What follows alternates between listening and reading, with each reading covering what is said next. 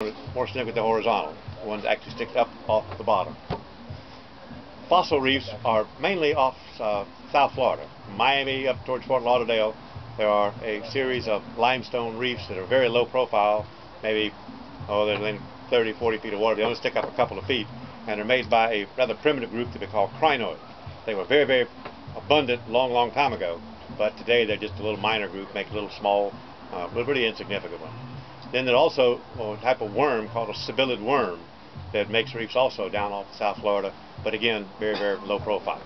And the main ones we're going to be looking at, of course, then, are the various types of coral reefs.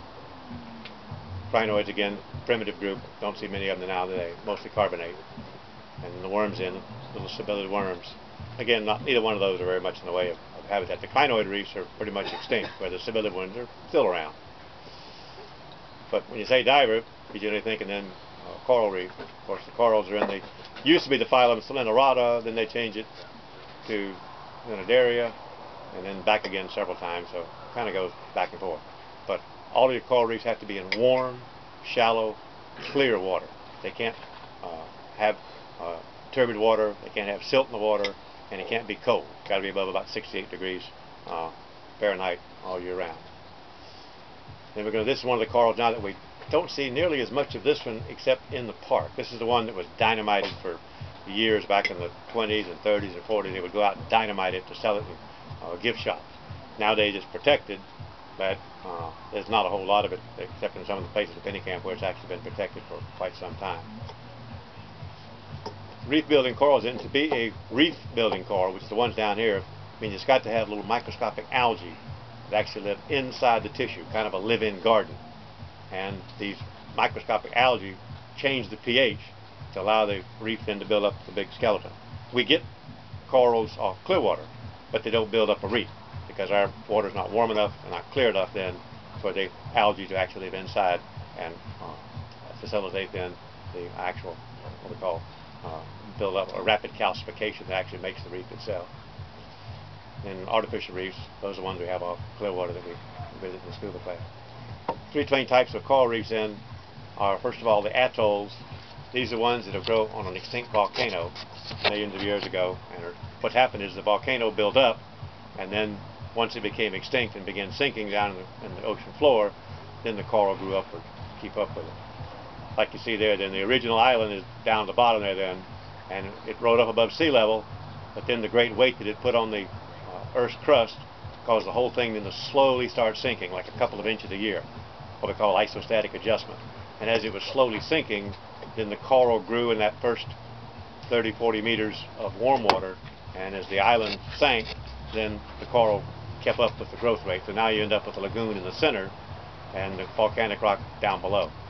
For a long time, that was actually Darwin's theory back in the 1800s, but nobody believed it until after World War II. After World War II, they went out to two atolls out in the Pacific, one called Bikini, one called Eniwetok. The Navy displaced the people that were living there, put an oil rig out in the middle, and drilled down through the center, through carbonate, until finally, about a third of the way down, they hit volcanic rock, proving then that, sure enough, Darwin was dead on the money on that one also. They did that because they were going to set off some hydrogen bombs, and they wanted to make sure the whole thing wasn't going to fall in the ocean when they did. Recently, they finally, radioactivity has gotten down enough, they let the people move back to their original homeland from right after World War II. Here we look like from the top view of them, with the lagoon in the center, with grasses growing in it, and then the coral growing on the outside fringe there then. Barrier reefs then are a big, long, continuous structure, rather than a small pop-up. These are ones that are right on the edge of a continent. The really big one then is the one off the coast of Australia, called the Great Barrier Reef. What we have down here, what we're going to see tomorrow then, is what's called a fringing reef. So instead of being a long, continuous barrier like the one off Australia, instead it's little patches. So we'll be diving on one reef that may be, maybe 20, 30 acres. You may have to go 3 or 4 miles down or up to find the next one about that same size. Then scattered in between that and the shore, these are about 4 miles out, will be little small reefs. So it's not a continuous barrier, and it's not one forming on a volcano. Here's a cross-section of a typical coral there then, and it's basically got an incomplete digestive tract. So it's got a mouth up at the top with little tentacles on it. And if you look closely, you'll be able to see some of those tomorrow if you look down on some of the coral. Each one is a little round cup with a little blind gut. Then it actually takes carbonate and other minerals out of seawater and builds up the actual skeleton that we're going to be diving on. Three main types of corals. The first one is the hydrocoral. That's the one that stings the heck out of you. That one, I'll show you what it looks like. You don't want to touch that. And the soft coral look almost like a sea fan or a sea whip. And then the stony corals then are the really big ones, the elkhorn and the brain coral. Fire corals, you don't actually see the individual colony. It's kind of a smooth surface. But again, the stinging cells hurt.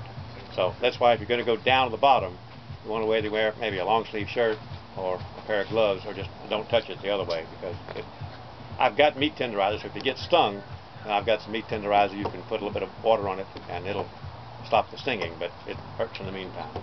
Some people get reacted to it. I've had students down here got stung by it, and 2 weeks after they got back they were still having a problem with it. In my case, it burns for 5 minutes and goes away. So different people have different reactions, but it always hurts. Okay, now here's what the fire coral is going to look like in the outer zones where we're going on probably on the first dive, what we call the buttress zone. We got the big massive corals, and here it's kind of a blade-like structure, but it's always going to be tan with white tips. The only other coral down there that has that color pattern is the great big elkhorn. It looks like the horn of a big moose, so that's no chance you're going to confuse it. So that's what it looks like there then in rough water. And while it looks fragile, you'd have to bang it pretty good. You don't want to hit it with your tank, but that's the one then that is, again, quite painful. Now, on the second dive, we'll be in quiet water. In quiet water, quite often the fire coral will actually grow over the skeleton of a sea whip or soft coral. So in the quiet water, it'll have long, thin branches like that, but again, always tan with white tips. That's the giveaway on the color pattern. These then are the soft corals. This is actually from a penny camp here. Some of these things may stick up, sometimes 2.5 meters up off the bottom. They're gently rocking back and forth in the waves, so they're soft. But if you look close, you'll see individual little pulps, little colonies there then, with a little ring of tentacles. And if you actually put your finger up and just barely touch one, you'll see then maybe 6 or 8 of these pulps will pull back in. Then a few minutes later, they'll come back out and start feeding again. This is, of course, the brain coral, Diploria labyrinthiformes, and this then is, of course, big and solid. There are some of these things that are 3 and 4 meters across, just big, solid masses of it. And again, but each one of those little grooves then are lined with little individual animals. So the coral really is a multiple group, so it's colonies. So you got a whole bunch of single or very primitive animals living all together then with a common outside skeleton that they all produce. Now there you can see the individual coral animals. So each one of those circles is a separate animal. It has no connection with the one next to it. If one gets food and one doesn't, the one that doesn't get it will starve to death. They can't, there's carbonate in between the two of them. You see a little dot right in the center, that's his mouth. And the tentacles have the stinging cells on them, so when something bumps into it, plant or animal, it stings it, paralyzes it, pulls it down into his gut, which is a dead-end street, and then digests it. So if you get any silt or junk in the water, then it'll go down in his gut, and he has a hard time expelling it. So again, that's why corals can't live in dirty or silt-filled water. And we're finding now a lot of the corals you'll see down here, the top half will be dead and white, and only the sides remain. Because of all the poor land management, little bits of carbonate have settled in on the top part, whereas the sides are steep enough that it falls off and doesn't kill the coral. Penny camp, it's all supposed to be protected, but when they still allow development up on the land, junk from the land washes off and ends up killing them, even though they're in a state in a natural preserve, until they get killed. And again, those algae live inside. The algae live together in a situation we call mutualism, where basically it's like the coral animal has a live-in garden. So the single-cell algae live inside the tissue, but they weren't eaten. They're in there to begin with. And the coral animal then needs sugars and oxygen. The plant living in there needs carbon dioxide and sunlight, and nutrients. So the coral then works with the algae, each of them recycling each other's waste product. So it's called mutualism because the two can live better together. Neither one can live by themselves by living in this mutualism. Also, though, it's very important to have the algae there, because by the algae sucking up the CO2 from the animal cell, that allows the pH to get up to a point then where you can put large amounts of calcium carbonate. And there you see microscopic then those little clusters of those little single-celled algae. Probably at one time was a dinoflagellate, but once it moved inside, then it doesn't really need to do that move. And sometimes when things go bad, the zooanthellae can actually bail out, in which case the coral then can't grow very much until it gets them back again.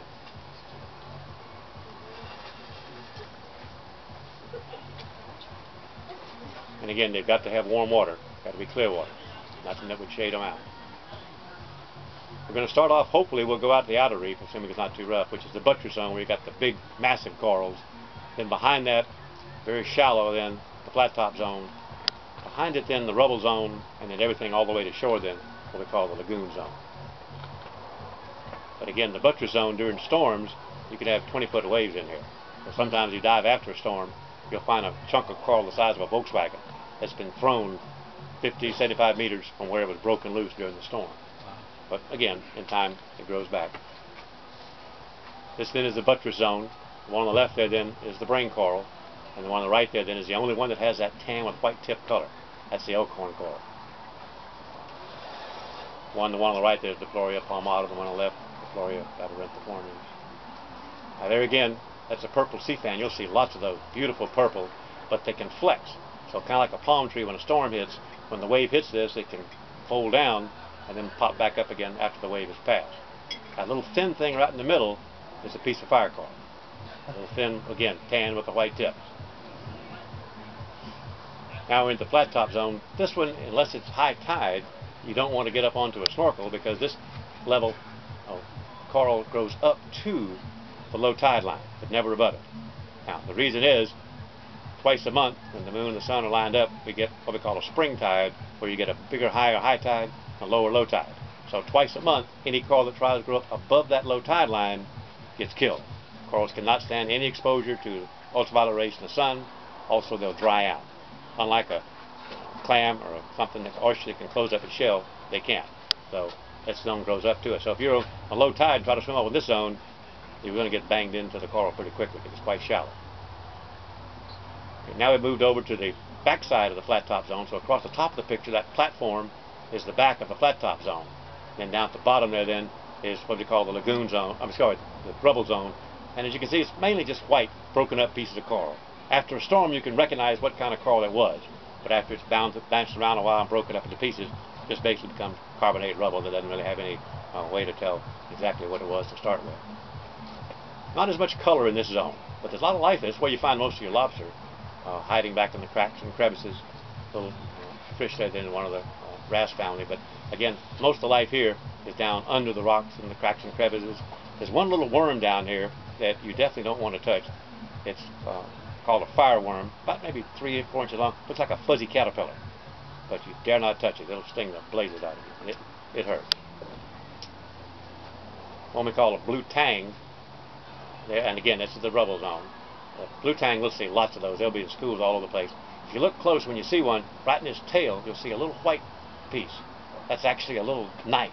When something tries to swallow him, he flips out that little knife on each side and gives whoever trying to swallow him a tonsillectomy when they try to swallow him. So it's a protective device there then. That's why they call this whole group then, it's called the surgeon fish, because they carry their own knife around with them. Funny though, we're going to see that same one, a juvenile, and when it's juvenile, it's beautiful yellow color. And we used to have different names for the yellow tang and the blue tang, so somebody kept a yellow tang until it grew up and turned into a blue tang. They do a complete, and a lot of the fish down here have totally different colors for adult and juveniles. In some cases, the males and the females have totally different colors. Now we're in the lagoon zone, which goes all the way to shore then, around here 3 or 4 miles. And mostly it's just grassy bottoms with some carbonate sand bottoms, and then once in a while a small patch reef will pop up out in the lagoon zone. These little patch reefs, so hopefully we'll do one dive on the outer reef and then one on the patch reef on the way back in. Some of the patch reefs will actually have a flat top zone. Look in the upper left-hand side, you'll see a big block of white. This was a very shallow one there off Isla Morada, and that was probably somebody's prop or lower unit, which probably got torn to pieces, but knocked a chunk of the coral off, which will eventually grow back. But anytime you see the white color, that's then the coral that's been killed one way or another. Now we're in the lagoon zone. A lot of the grasses, there are 2 different grasses down here, shoalweed, manatee grass, also the turtle grass. But then the other things there look like little toadstools. That's actually a benthic algae. And it's got kind of a little base at the bottom that kind of holds it in the sand, and a little stalk, and then what looks like a little shaving brush up at the top. We find some of those now up at, if you go up to Fred Howard Park, and snorkel out from that south-west corner there, then you can actually find some of these different algae there actually growing in the clear water there at Fred Howard Park. Little piles of sand there then, carbonate sand out in the lagoon zone. There's a shrimp that digs a tunnel there then really quick that makes these little piles. And there's also a worm that makes piles down there, so it can be either one that then out in the, you can see it's very shallow water, maybe foot deep, something like that. Here again, some of the soft corals in the lagoon zone. So you can see the grass on the left, and any place there's something hard, even if it's out in the grass bed, could be a clamshell, could be a chunk of coral, then the soft corals can attach onto it and grow up. These are the ones you got to work for now, the stinging cell. The Plenidaria have these little, each one like a little poison dart, and when you bump into it, then it puts out that little thread with the barb and the poison on it. Luckily for us, the poison is a protein molecule, which means then you can stop the stinging with anything that will denature a protein. The best thing is meat tenderizer. Meat tenderizer has an enzyme in it called papin, which is the same one you have in your stomach, pepsin, that breaks down protein. So you put that one on it, sprinkle the meat tenderizer on it, a couple drops of water, fresh or salt, and in a matter of minutes the stinging goes away because the papin has literally disassembled the poison. You can also do it with a mild acid like vinegar, or you could do it with ammonia and water. Any acid or base will normally do it also. In a real pinch you can use urine, but I think I'd rather use the meat tenderizer myself. But, yeah. But you got to look on the meat tenderizer and make sure it has as one of its ingredients as papin or pepsin. Monosodium glutamate won't work. And as we're going to see now, the reef fishes down here are going to be brilliant colors, but strangely, if you bring them back to clear water and put them in a white aquarium with white sand, in a matter of a week or two they'll actually start to fade because their beautiful colors are camouflage. And if they're in a stalk white aquarium, camouflage isn't working, so they'll try to change. They won't totally change, but they'll try to. This is one they call the flamingo tongue. You'll see these. You're not allowed to collect them in the park, but these are beautiful little predator. Actually, it's a predator or a parasite, one or the other, depending on how you look at it, on soft coral. So it does eat the soft coral, but not enough to really do any damage. But it's got a beautiful shell to it. Here again, some of the bright colors there then, on the pink sponges, and some of the soft corals. Again, you're going to see. Now, if you don't have a flash camera, once you get down more than about maybe 10 or 15 feet, your pictures probably won't have much color to it because the water filters out, particularly the red, orange, and yellow part of the spectrum. I'll have an underwater camera with a flash, so I'll be taking all kinds of pictures. And then if you want to, I've got it's got those little memory cards in it. If you want to, when we get back, you can take the memory card and plug it into your phone or your computer, whatever, or you can do the same thing after we get back to Clearwater if you want to. One they call the fire sponge, brightly colored. And again, the colors they're camouflage. These beautiful anemones. These things, we saw a lot of those there at the Moat Lab. Looks like a flower almost, but of course the tentacles are covered with stinging cells. But they don't really hurt humans as a normal rule. However, if you have one of these in your aquarium, and then if you get a clownfish and put the clownfish in with him, after a few hours the clownfish will, quote, make friends with the anemone. From then on he'll swim around the tentacles no problem. Any other fish tries to come in, they quickly get killed and eaten. So they kind of work out a little sharing arrangement there then. How they do it, we don't quite understand. How do you make friends with something that hasn't got a brain? But then you've all done that probably from time to time. Beautiful little worm here that lives in a little tube, a little rock that it made right into the coral. It had little tubes back into the coral. And this one is a single spiral. You're going to see lots of them down there tomorrow if you look close. And others will have two spirals. And you can take your finger and slowly put your finger down. When you get about maybe an eighth of an inch away from them, they'll feel your finger coming and ploop, they'll just disappear down in that little tube. And then 10 minutes later they'll come back out again. They're really beautiful colors. And that little spiral thing is not only its gill, but it's also its feeding apparatus. So it traps little bits of plankton and then spirals them down to its mouth, which is down at the base there then of the spiral. Beautiful little worm, all different. We get some of these off Clearwater too. There's the one you don't want to touch. That's one we call diadema, long spine black urchins. The one we get in Clearwater is much shorter, not a problem. That's our Arbacea. But this one, these things are about the size of a basketball. Not only are the spines unbelievably sharp, they've got little barbs on them, and if you bump into it even with a heavy glove, it'll break off and go into your skin, and then it's going to be a pain to dig it out. The good news is carbonate, so after a couple of weeks the pH of your tissue will dissolve it, but it's going to be painful in the meantime. About 20 years ago, a bacterial disease showed up down here that wiped these things out. I mean, killed every single one of them from Miami all the way down to Key West. Just wiped them out. Slowly now, they've started coming back. People at the University of Miami have started bringing some over in the Bahamas and the Miami area, but last 2 years now, we've started to see a few of them coming back. It used to be they were everywhere. Every time you go to reach in to get a lobster, there'd be 1 or 2 of these in there to poke spines in your fingers every time, gloves or not. But they're slowly coming back now, so apparently whatever the disease was, is passed on. Up at the top there, then, of course, is the brain coral. These things, you got to look close to see them, but sometimes they'll be up on top of a coral head, and they feed on parasites of fish's gills and around their mouth. So they'll set up a cleaning station up on the top of a coral head, and then literally grouper, other fish will be lined up, 2 or 3 in a row, waiting. And they'll swim up and open their mouth wide open. This little guy will actually crawl in their mouth and start eating the parasites off their jaws and around their teeth. They could easily eat him, but they'd rather have the parasites removed because the parasites are irritating. So he gets a free meal, and the fish gets his parasites cleaned off. And after one finishes, he backs back out, and the fish swims off. Another fish comes up and opens his mouth. It's like lining up for a barbershop or something. But cute little aquarium thing, about maybe 3-4 inches long. This one we get now around Clearwater also, very commonly. One of the arrow crab family, or spider crab family, but it's called the arrow crab, got those long, skinny legs. I usually put these in the aquarium as soon as it starts warming up. We'll put some of these in the aquarium up there on the second floor. This one, this was down at Marathon. Well, yeah, a little below Marathon, Big Pine Key. And this was about 35, 40 years ago. I had a marine biology class down there, and we were out on a beautiful reef called Lou Key, which is a preserve now.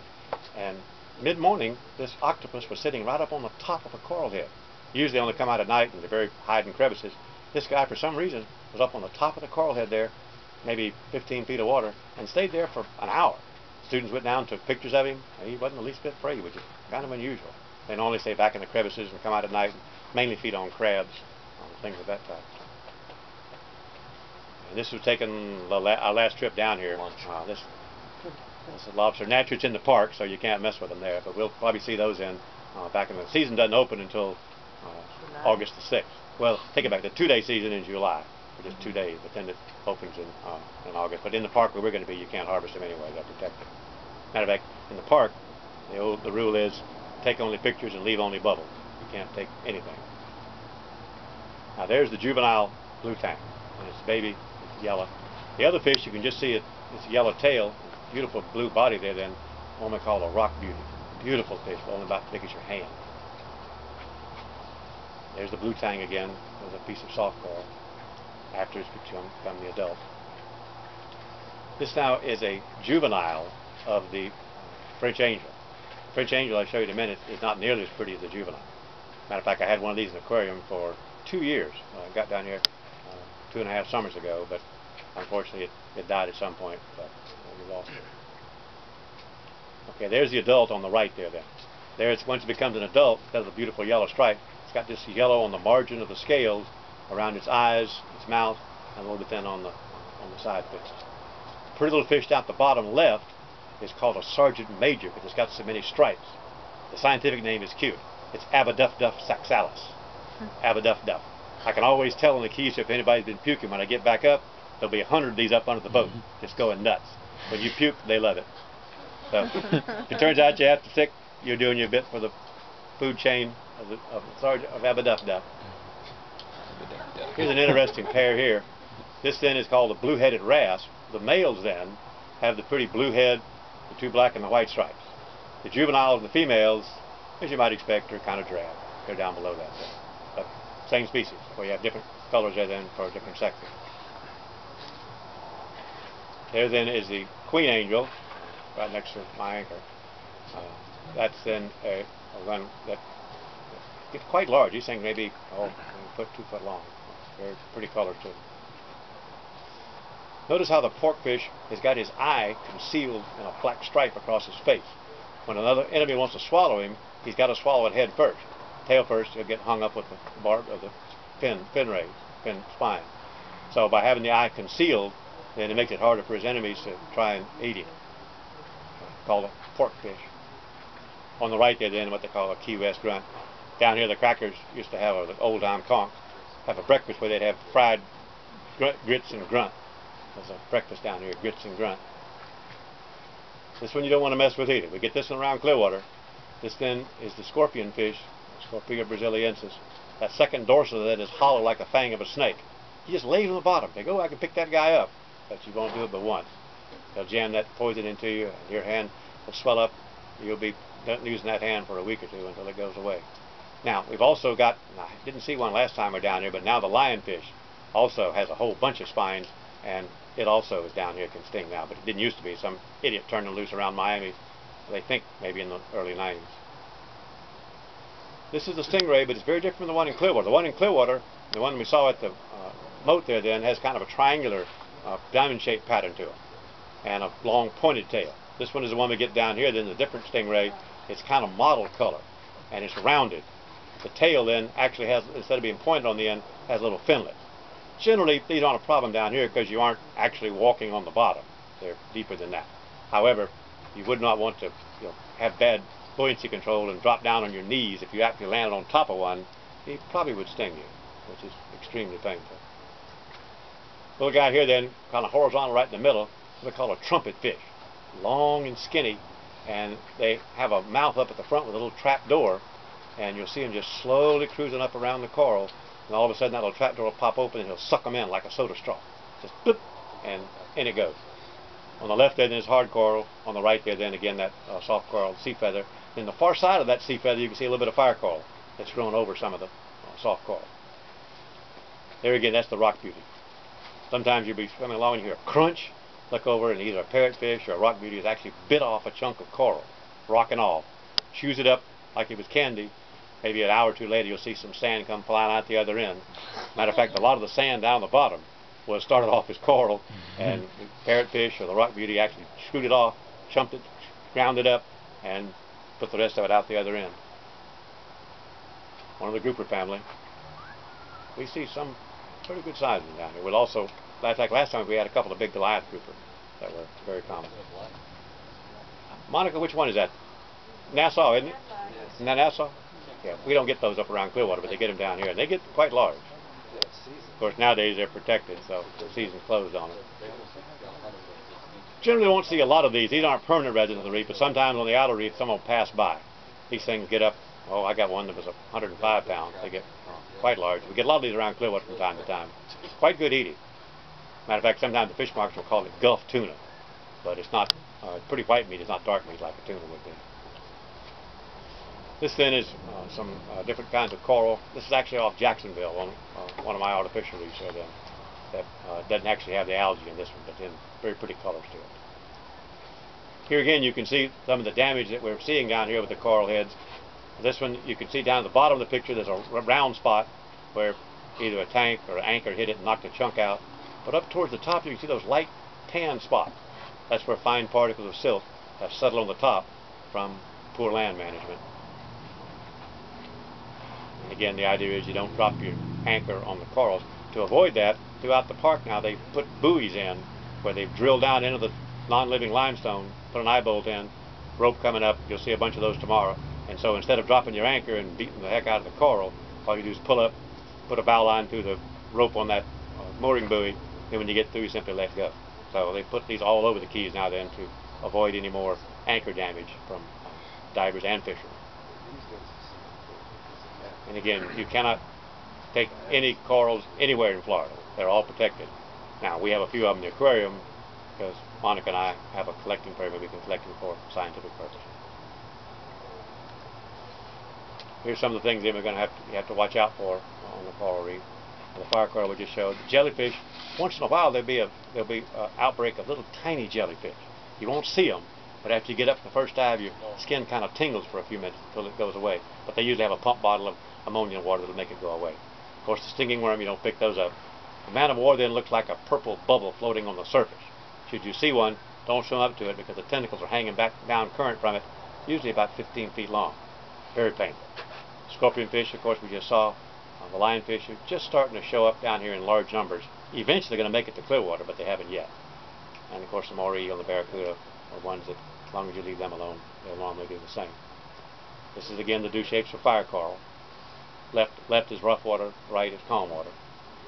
Then there's the jellyfish. You saw some of those there then at Moat. The tentacles can hang way back there and are very painful. Again, you don't want to tangle with those if you can help it. There's the Portuguese man of war. Once in a while we'll see them floating down on the outer reef. Kind of a purplish color, has a gas bubble up the top that floats it. Those tentacles hang down then 15 or 20 feet. And again, when a fish bumps into it, stung, paralyzed, tentacles kind of coil up and pull it up the mouth, and then it eats it. There's another little fish that hangs around inside the tentacles as a decoy. And he developed a little arrangement like the anemone does, and then he acts as a decoy. If something comes in to eat him, man of war kills it, little bits fall back out to reward the Judas goat that got him in there in the first place. This is one we don't have in this hemisphere, over in the Pacific Ocean, called the crown of thorns. Big starfish with all kinds of spines on it. These things can actually eat coral right out of the rock. They take their stomach and turn it inside out and just digest the coral tissue right out of the rock. For a while they had a breakout of these back in the late 70s in Hawaii, and they got so many of them they were really starting to damage the coral reef. So the Navy and the Fish and Wildlife Service got a bunch of divers to go out. They actually took a spring-loaded 10cc syringe and ran two hoses to a piece of tubing, then had it hooked up to an enema bottle that they had ammonia and water. And they'd find these things in and just inject him with 10 cc's of ammonia, which would wreck the pH and kill him, but without having to pick him up and carry him back up to shore. So I don't know whether that did it or they died off, but the outbreak eased off and went away then. But for a while it was really damaging coral reefs. Before they figured out to do that, they were paying fishermen to kill them. So the fishermen would chop them in pieces and throw the pieces over. Oh. But because it's a sea star, all you have to have is like one arm and a little bit of the middle. Yeah. So they chop it in 4 pieces, now you've got 4. Same thing happened in Chesapeake Bay with the oyster fishermen. There are starfish that eat the oysters, and the fishermen thought they were getting rid of them, and they were making 4 and 5 every time they chopped them up with a hatchet. This guy, you don't want to stick your hand in it.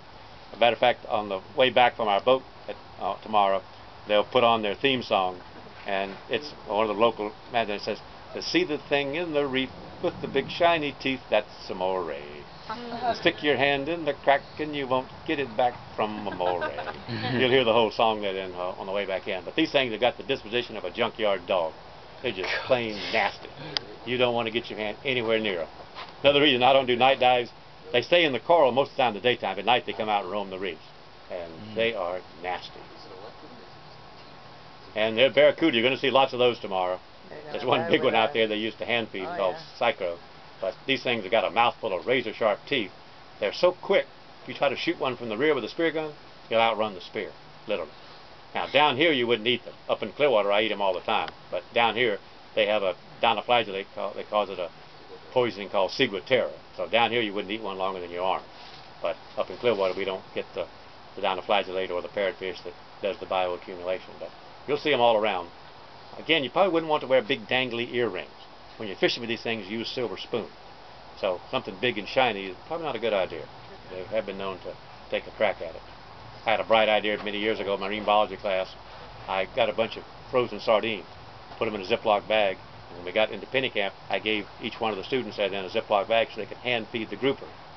After about 5 minutes, one of the students come up, "Dr. Mathews, barracuda just took my fish and my glove." At the same time, my son came up spouting blood from the palm of his hand. One had hit his hand, ripped it open. So while the other marine biologist before Monica, Miss Chapin, she was busy trying to stop the bleeding on my son's hand with ice and a rag, and I'm going down to each student and I'm snatching the Ziploc bags out of their hand, snatching them out of their hand. They're looking like, "What the hell's wrong with him?" And I'm grabbing all the bags back before anybody else got hit by a barracuda. I think they thought I was nuts. They're taking back what I'd given them earlier, but luckily nobody else got hit. But my son still has a little thick spot in his palm where that sucker hit him. They are just razor sharp teeth and unbelievably fast. Here's something we're starting to see more and more of, both around Clearwater and down here. What's called a bleaching disease, where the zooanthellae for some reason start bailing out. One theory is it's warm water, and we did have a lot of it back last summer when the water got real warm. It seems to have not been as common recently, but the coral can still be alive. But when we had that red tide kill back in '05, all the coral, the soft hard corals, turned white, but didn't die. And 6 months later they came back with their color and been doing fairly well ever since. and the rest of it just artificial reef. This is just some of the stuff that we don't really need because we're not going to be seeing that today. Again, this is some of the stuff that we build the artificial reefs with out of in Pinellas County. We've got a large reef building project that we've had then. Started in '72 with a city project, and '74 became a county project. So after about 33 years, we put tons and tons of concrete. Started off using tires, and they washed up on the beach, so I quit using the tires. This one, notice I talked about that black stripe across the face? That's the butterfly fish then. Got a big spot in his tail that look like it's his eye, and his real eye is hidden in that black stripe. This is some of the stuff that we sank in some of the barges. There's some of the fish up under some of the barges. This is one called the Sheridan. We'll be taking an advanced class out there probably in 2 weeks. It's a steel tugboat that we sank in 80 feet of water off Indian Rocks. This was the Blackthorn. On the way out on the Skyway, we passed there's a Blackthorn Memorial there where this Coast Guard buoy tender got hit on a dark night with a phosphate carrier and sank and killed 26 Coast Guardmen. They brought it back up and decided it wasn't worth fixing, so they gave it to us for an artificial reef. And what's left of it is out there next to the Sheridan in 80 feet of water. These are just concrete slabs they make floors out of condominiums. These are ones that we got then to add to the reef, and they didn't want them anymore. These are oil rigs off Louisiana that were no longer usable, so we cut holes in them, put them on a barge, and then dropped them out off Pensacola. We got a bunch of Army tanks off Pasco and Pinellas County that were left over from the Gulf War, so we took a bunch of those, took the engines and left the main gun on them, but took the engines and the fuel cells out and pushed them over the side. And it makes a kind of neat dive. You've got the gun sticking up there, then you can look down in the hatch where the driver and the gun used to be fired. These are a bunch of old dumpsters that they had at the county dump that we put out there then. And they'll rust away eventually, but we get a lot of them. This was a Neptune bomber that I got given to me from the Pinellas Air Museum when they closed it. We took the wings loose, took the engines off, and cut holes in it, took it out there then, but unfortunately about a month later, there we are getting ready to sink it. I actually cabled it onto a steel barge, sank it with explosives, but in about, a little over a month, a hurricane came through and just tore it all to pieces. So all I've got left now is part of the fuselage and the two wings. This is a Japanese design reef called fiberglass reinforced plastic that we actually got imported from Japan. Put a couple of them you see there off Jacksonville, a couple off Panama City back in 1980, and then one of them off Pinellas County, and then we studied them for many years after that with a government grant. It's actually like a finger trap, and the thing at the bottom with a couple of big airbags we put in there, towed them out with an outboard, pull the plug on the airbag, whole thing sank to the bottom, and then we reused the airbag. Are they still there? Yes, yeah. Yes, they've done quite well. They've been down there now since 1980. Which local side are they on?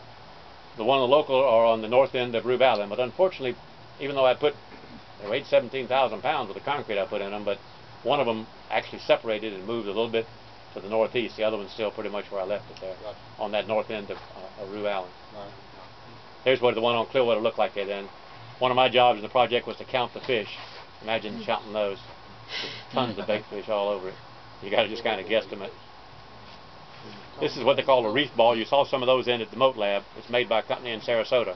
It's a concrete ball that they cast in right on the site out of concrete. And it's got holes at the top and then holes around it. And there's actually a company there also, a spinoff, called Eternal Reefs, where if you want to, you can have your ashes mixed in the concrete and they'll put it out on the reef there then. So instead of having a graveyard there in town, you can actually, which is kind of like a cool idea. That way, you know, kids can go out and catch some grouper and say hello to Dad while they're at it. I like that idea. And of course, we've got a project going now, Monica and I and her husband, several others, where we're actually training divers, sport divers then to go out and do fish counts there then on natural artificial reefs. We'll be doing another class probably about the 1st of May, something like that, where we do it at the dive shop then for free. And once you've been trained, then you can go out and we have the equipment there, then we actually do fish counts and invertebrate counts on the natural and artificial reefs offshore. We've been doing it now for about 3 years, I guess. There's Monica doing one of the counts. We have a little square frame there then, which you lay on the bottom, 1/4 meter, and then we estimate coral, algae, sponges, whatever's growing inside that 1/4 meter.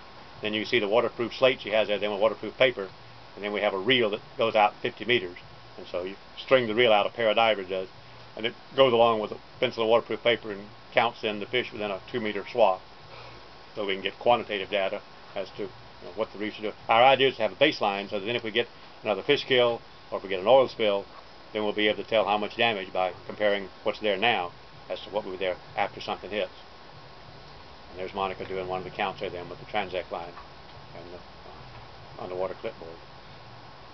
We're probably going to work a deal, hopefully very shortly here, where we'll be able, if you take the class, then you'll be able to sign up, and normally costs $60 to go out there. Well, dive shops cost 120, but 60 for mine.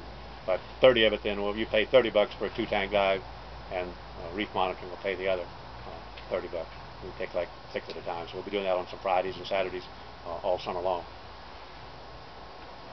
And again, we've had 3 big cleanups. A lot of the students participated in the one we had back in September, where we had a little over 100 divers and 1,445 pounds of old crab trap rope, junk like that. Then it was on the bottom. We picked it up, put it in the dumpster, and hauled it off.